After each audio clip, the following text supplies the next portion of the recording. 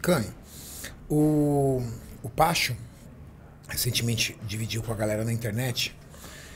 Depois do acidente dele, assustador do balão, ele foi para casa. Na época do acidente no balão, ele teve um ferimento no pulmão por conta da quebra de algumas costelas. Lá em Santa Catarina, aqui em Santa Catarina, onde ele se acidentou, não levaram muito a sério isso. Só que chegando em São Paulo, com exames complementares, o Dr. Osvaldo, que foi quem operou ele, inclusive, Dr. Osvaldo, um abraço para você, médico incrível, especializado em traumas nessa região do tórax. Ele que operou, refez ali toda a parte torácica do Pacho, juntamente com o Dr. Zé Carlos, fizeram alguns exames e perceberam que ele teve um problema pulmonar, e esse problema pulmonar desencadeou também um problema cardíaco. Pequeno problema. Um pequeno sangramento na parte externa do coração, na membrana ali que envolve o coração. Ele foi para casa, a oxigênio, e aí, passado alguns dias, ele começou a ter uma baixa de oxigenação sanguínea. E ele começou a ficar preocupado, porque ele começou a ter dificuldade para respirar. E aí, ele foi para o hospital, e quando perceberam, internaram ele já. Ele foi internado na UTI, e foi diagnosticado com 2 tromboembolias pulmonares. Graças a Deus não era em vias principais, era em vias secundárias, mas 2 tromboembolias. Eu não sei se é a tua área, mas por que ele teve essa tromboembolia? Ou teoricamente por quê? Ou provavelmente por quê? Foi por conta do ferimento da costela? Foi por conta do fato de ele ser um indivíduo extremamente pesado? Foi por causa do repouso absoluto? Bom, vamos lá. Não sou médico, mas assim, até onde eu entendo, né? Primeiro, qual foi o caso dele ali? Foi um trombo formado por agregação plaquetária. Sim. E a agregação plaquetária, para ele, em primeiro lugar, era imprescindível, porque ele precisava fechar o ferimento do pulmão. Se não houvesse uma agregação plaquetária, ele ia ficar com o pulmão... Hemorragia. Exato. Machucado. Então, assim, o problema foi que meio que cicatrizou muito, teve muita agregação plaquetária, e tem várias coisas que podem causar uma agregação plaquetária anormal. Mas, assim, no caso dele do trauma, em primeiro lugar, ele precisava disso, né? É um mecanismo de defesa e de reconstrução tecidual do corpo, beleza. Agora, por que foi excessivo ou por que teve na veia? Eu vou falar as coisas que podem aumentar a agregação plaquetária, tá? Então, o principal hormônio que vai estimular uma agregação plaquetária vai ser estradiol. Então, por isso que é importante tudo estar equilibrado. Não sei se é o caso do Pacho, não vi exame do Pacho, mas para a galera que está em casa entender, às vezes um estradiol muito alto pode aumentar a agregação plaquetária, por exemplo. Um outro problema, por isso que mulher para reposição hormonal tem que ter muito cuidado. Tem que fazer com um ginecologista que entende disso. Um outro problema é da agregação. É difícil falar, porque existem 2 extremos, né? E por isso que o Pacho teve que ficar na UTI. Porque se agrega demais, trombo. Se agrega de menos, sangra até a morte.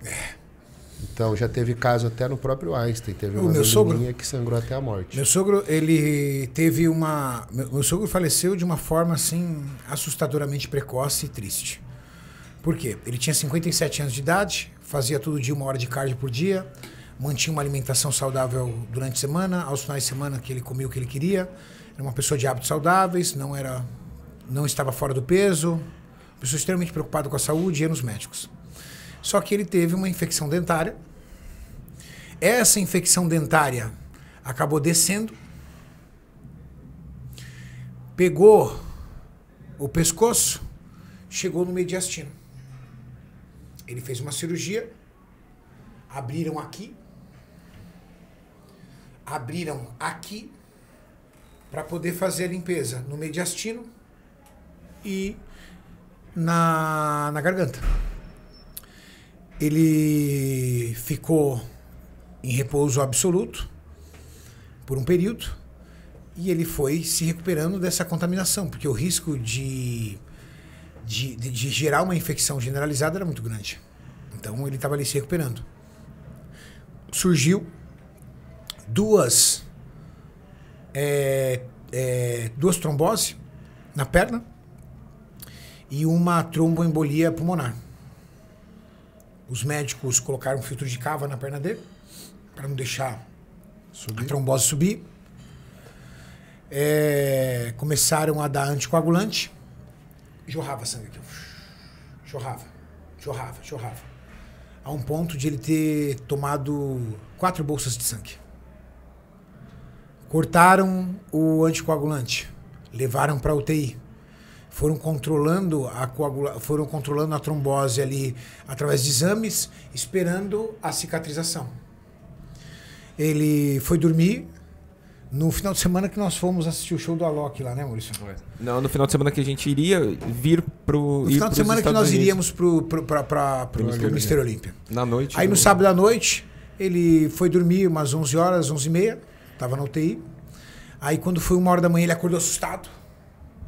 Chegou para a irmã dele e falou assim, a irmã dele estava com ele, chegou e falou assim, eu não estou conseguindo respirar, estou com falta de ar. E aí os aparelhos começaram a apitar, pi, pi, pi, a pressão arterial dele começou a cair.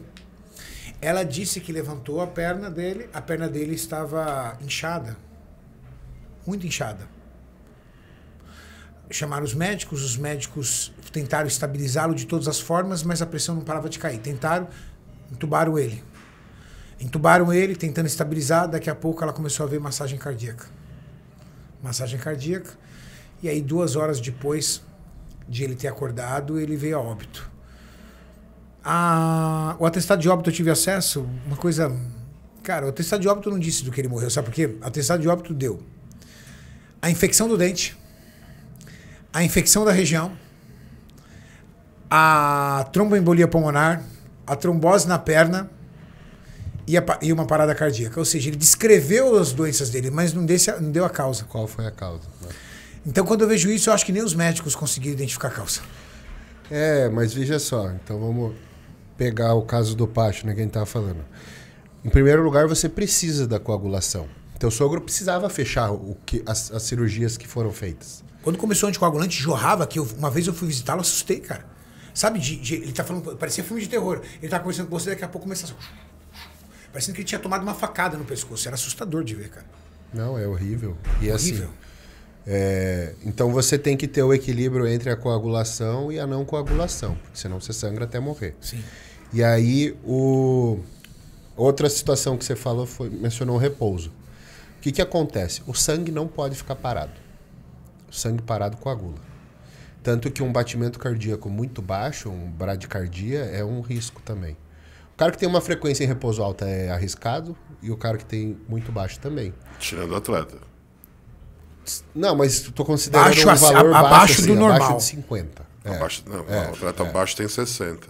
Sim. Tipo, o cara que tem um batimento abaixo de 50, ele pode coagular fácil. Sim. E aí tem uma outra situação que é muito louca, né, da cardiologia, que é quando o cara tem fibrilação. Quando o cara tem fibrilação, o coração ele perde umas batidas, ele não, tipo assim, não tem a descarga elétrica não tá é diferente. Exato, não tá perfeita. Então, principalmente a parte de cima ali atrial, ela bate a cada 2, 3 vezes o que deveria bater. Então ela perde umas 2 e daí bate. Essa é uma situação extremamente perigosa, porque o sangue fica parado na câmara até que bata. Nossa. E nisso, às vezes, coagula. E quando bate, sobe para o cérebro.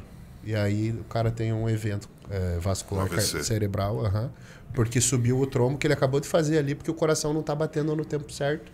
E o sangue ficou parado muito tempo e coagulou. Fibrilação nesse caso. Então, assim... O sangue não pode ficar parado. O cara que está internado tem que fazer anticoagulante. Sempre. Mas se passar a dose, sangra até morrer. Então, é um equilíbrio difícil. Tem que ter um médico, um hemodinamicista, cara que vai cuidar disso. Então, assim, até fiquei feliz que os caras levaram ele para UTI para cuidar. Levaram para UTI. Porque, assim, para acertar a dose num cara de 130 quilos, não é fácil. Não. Você tem uma relação... peso corporal e dose que funciona até 100 quilos, né? Passou disso, você se perde. É difícil.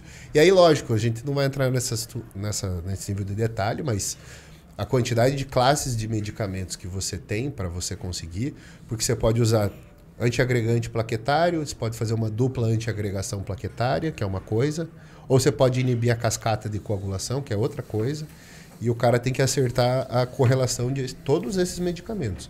Então, provavelmente, o Pacho vai ter que usar uma aspirina pro resto da vida. Pode né? ser. Um antiagregante plaquetário. E ficar parado é o maior problema.